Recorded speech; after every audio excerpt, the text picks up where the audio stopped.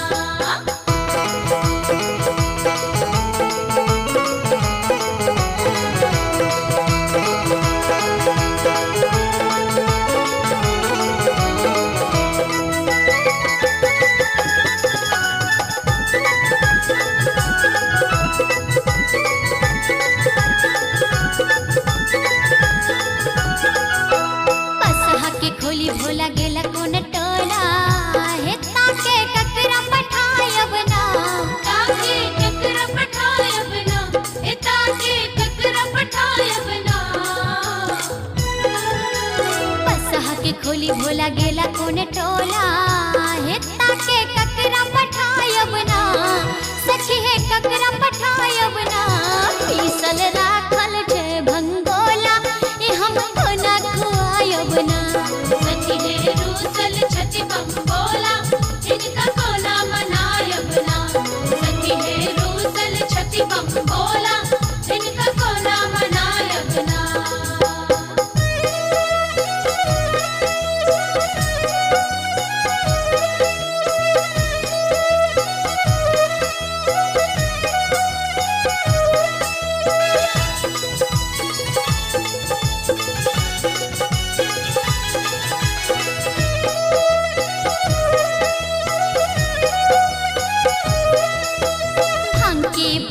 में नागकारी कारी है असगर कोना कजायब ना असगर कोना कजायब ना असगर कोना कजायब ना भांगे बारी तई में नागकारी कारी है असगर कोना कजायब ना माय है कोना कजायब ना खुतबो मारे छै हिलकारी दुख हम कतक सुनायब ना रूसल छति भंगोला इनका कोना मनायब ना सखी है रूसल छति भंगोला इनका कोना मनायब ना।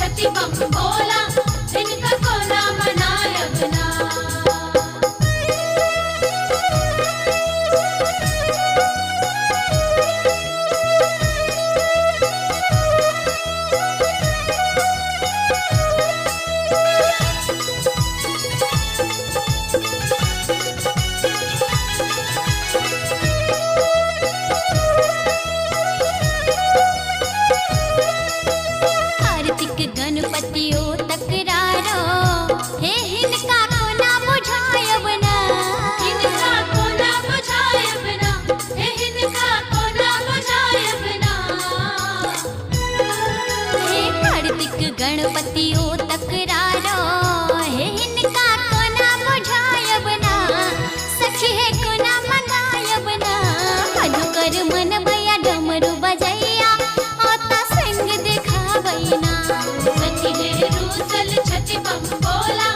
इनका कोना मनायब ना सखी है रूसल छति बम बोला इनका कोना मनायब ना अरे कोना मनायब ना इनका कोना मनायब ना कोना मनायब ना इनका कोना मनायब ना हे सखी है रूसल छति बम भोला इनका कोना मनायब ना सखी है रूसल छति बम बोला इनका कोना मनायब ना सखी है रूसल छति बम बोला इनका कोना मनायब ना सखी है रूसल छति बम बोला इनका कोना मनायब ना। हमारे इस चैनल मैथिली गंगा को लाल बटन दबाकर सब्सक्राइब करें व घंटी के निशान का बटन दबाएं ताकि सभी नए वीडियो आप तक तुरंत पहुंचे बिल्कुल मुफ्त।